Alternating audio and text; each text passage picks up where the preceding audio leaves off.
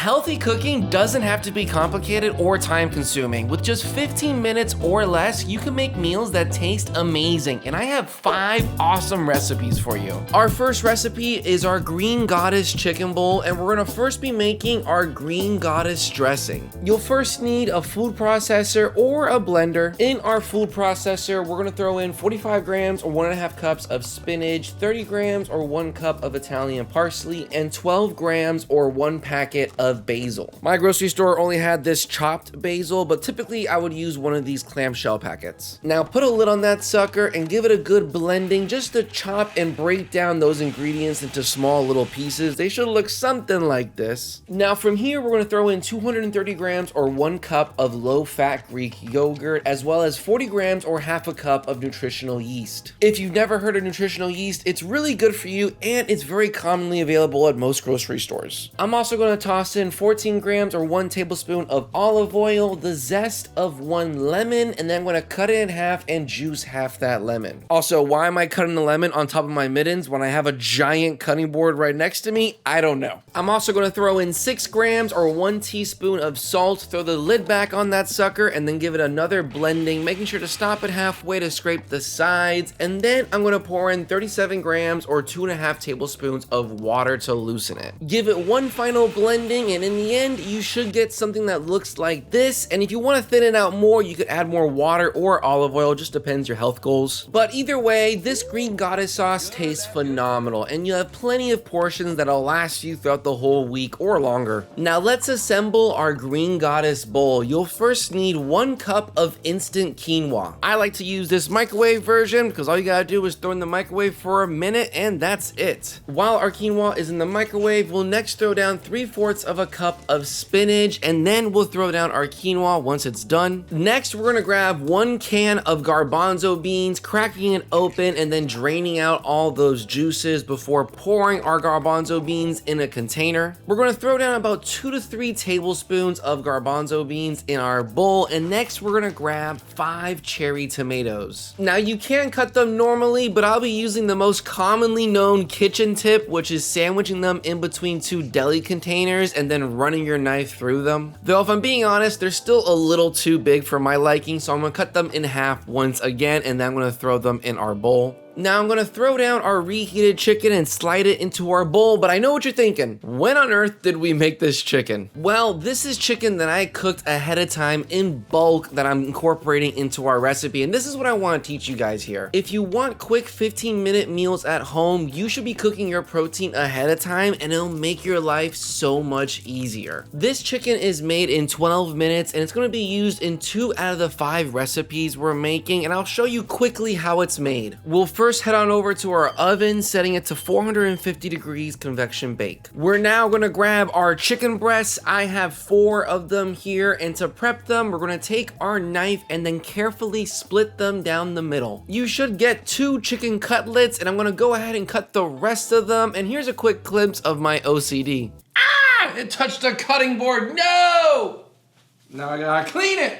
Moving forward, I'm going to transfer our chicken cutlets on a sheet pan with parchment paper, and I'm going to hit them with some salt and some black pepper. I will not be putting any olive oil on it because the parchment paper will prevent it from sticking, and I want it to be healthier. Now you should have a sheet tray full of beautiful chicken and 1 not so beautiful looking piece. I don't know what happened there, but let's move on. I'm going to throw them in our oven, which hasn't fully preheated yet, but that's okay, and then they're going to bake for around 10 to 13 minutes. Because we cut them into cutlets, they will cook significantly faster versus cooking them whole. After 10 minutes, my chicken is now perfectly cooked. You can see the thickest part registers 150, which I think is the sweet spot. You can leave it in the oven for additional 2 minutes if you want to get to that 160 mark, if you're more comfortable with that. But you now have perfectly cooked chicken that I think is nicely juicy. I'm going to throw them in storage containers and leave them in my fridge, and now when I want them, I'll microwave them for a minute, slice them up, and serve it. Back to our our bowl. Now I'm gonna optionally pour some feta in there, and then I'm gonna hit our chicken with some of our green goddess sauce, and now you have a green goddess chicken bowl that has quinoa, chickpeas, a delicious dressing, some good protein, aka chicken, and a few greens like our spinach. Now this bowl does taste delicious, but the best part about it is that when you make it the first time, you're essentially meal prepping your ingredients, making it even faster to make it the second time. Now for our second recipe, we're making a salmon miso spring roll. And like the chicken, we are making the salmon in advance, though you can make the salmon and the spring roll in under 15 minutes. First thing we're gonna do is head on over to our oven and preheat it to 400 degrees convection bake. Next, we're gonna grab our salmon, and I have a whole piece here, skin on. I like to do this because it's cheaper, and the skin is super easy to take off once you cook it. Now I'm gonna measure out a 3-finger portion and then cut it out of our salmon, and this is the portion that we're gonna be using for our spring roll, as well as our other recipe that's gonna be using this salmon as well. Once you've portioned all of your salmon, we're now gonna move that to the side and grab a medium-sized bowl. In that bowl, we're gonna throw in 175 grams of white miso paste, 15 grams of rice vinegar, 45 grams of mirin, and 30 grams of soy sauce or water if you wanna cut down the sodium. With a spoon or whisk, you're gonna mix it all together until you get a thick mixture like this, and you want it kind of thick so that way it sticks to our salmon. Speaking of our salmon, we're just gonna throw them in there, tossing them around, making sure the marinade gets all over them, and you can leave this to sit to marinate overnight, but we don't got time for that. So I'm gonna grab a sheet pan, lay down some parchment paper, and then throw down our salmon nice and neatly on it. From here, we're gonna toss this into our preheated oven for only 8 minutes. 8 minutes later, our salmon is what I would consider cooked. The internal temperature is around 130, but the carryover temperature will probably take it to 140. But I do wanna get more color on it, so I'm gonna set our oven to broil and then throw it in the top rack for 2 minutes. 2 minutes later, we have some nice, beautiful coloring on our salmon, and watch me realize that my mittens are not that good.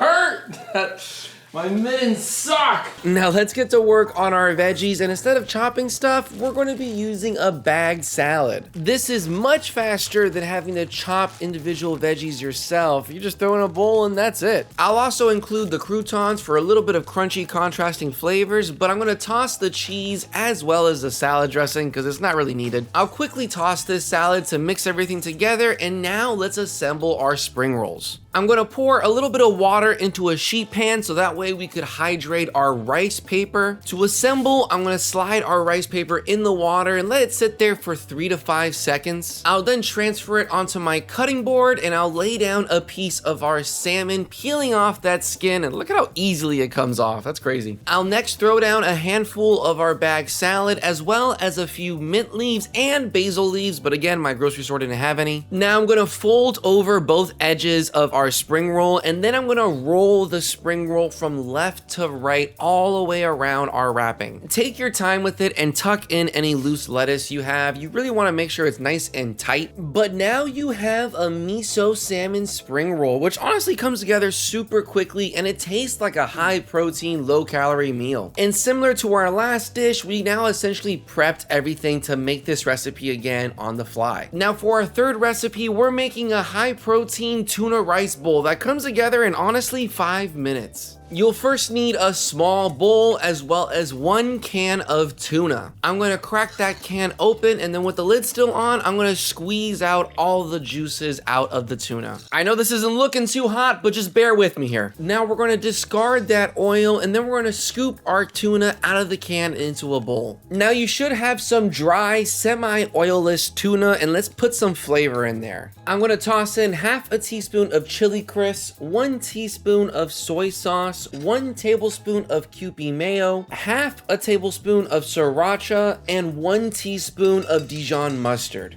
Give it a thorough mixing, and now we have not so dry, deliciously flavored tuna. Now from here, I'm gonna grab myself 1 cup of minute microwave rice, and I'm gonna microwave that sucker and then throw it into our bowl. I'll fluff up the rice as needed, and look at that, nice and steamy and delicious. We'll pour our tuna in on one side of our our rice, and then we're gonna grab 1 green onion. Now we're gonna chop just the tops of our green onion. This is optional decor, but I think it's fun and I like to do it. I'll layer that into our bowl, and then I will scoop in a few fried shallots, though you can remove this if it screws up your macros. But what you can't remove is the pickled ginger, because this acidity is much needed and it's good for you. Lastly, I'll optionally sprinkle some sesame seeds on top of our tuna, and now you have a delicious high protein tuna bowl. Taste wise, this thing is incredible. It's something that I make for myself all the time. Zero cooking is required, and if you want someone else's opinion, Danny Kim actually featured this recipe in one of his videos and it got 2 out of 3 thumbs up, so I think that's a win. For our 4th recipe, we're making a warm, delicious chicken curry bowl. We're first going to preheat our pan to medium-high heat, and now we're going to grab a red and yellow bell pepper. Now with the knife, we're going to cut the top of our bell pepper as well as the bottom, and then we're going to remove the seeds from the inside, followed by splitting it in half. Now you can remove that white little bit in the bell peppers, but ain't nobody got time for that. Instead, we're going to press it down and begin chopping our bell pepper. Now I'm going to throw that into a medium bowl, and I'm going to chop the bottom the same exact way, and for the top, all I'm going to do is just push out that root and then chop it the same way and throw it into that bowl again. Now for our yellow bell pepper, we're going to chop it the same exact way and throw it into the same bowl, and we're going to mix it all together, giving you a nice mixture of yellow and red bell peppers. Now from here, I'm going to grab 1 yellow onion, chopping off the tip, splitting it in half, and then peeling off the outside layer. I'm going to give it some vertical cuts along the top, not cutting into that root, and then I'm going to chop it into a nice small dice. This onion was weirdly small, but it's still enough for 1 serving. I would say a normal sized onion will give you 2 servings worth. Now back to our pan. It should be nicely preheated now. I'm gonna hit it with a little bit of spray olive oil, and then I'm gonna throw in half of our yellow and red bell peppers along with our yellow onion. Now hit it with a pinch of salt and give it a thorough mixing and sauteing for about a couple minutes. While that sautés, I'm gonna grab our pre-cooked chicken from the fridge, throwing it on a plate and in the microwave for 1 minute. Now our veggies have sauteed for a couple of minutes and they've softened nicely. I'm going to throw in 6 grams or 3/4 of a tablespoon of curry powder, as well as half a tablespoon of paprika. Stir those spices in, letting them bloom for about 15 to 30 seconds. And now we're going to throw in 1 can of fire roasted tomatoes. You can use regular fire roasted tomatoes or this one that has some garlic already in it. Along with that, we're going to pour in 80 grams or 1/3 of a cup of chicken stock, as well as 1 teaspoon of Better Than Bouillon chicken base. If you've never used Better Than Bouillon before, highly recommend putting it in your stocks. It just boosts the flavors tenfold. Now I'm going to mix all those ingredients together, letting them come back up to heat. And now I'm going to grab our chicken out of the microwave. I wanted to quickly shred it by hand, but it was just a little too hot for that.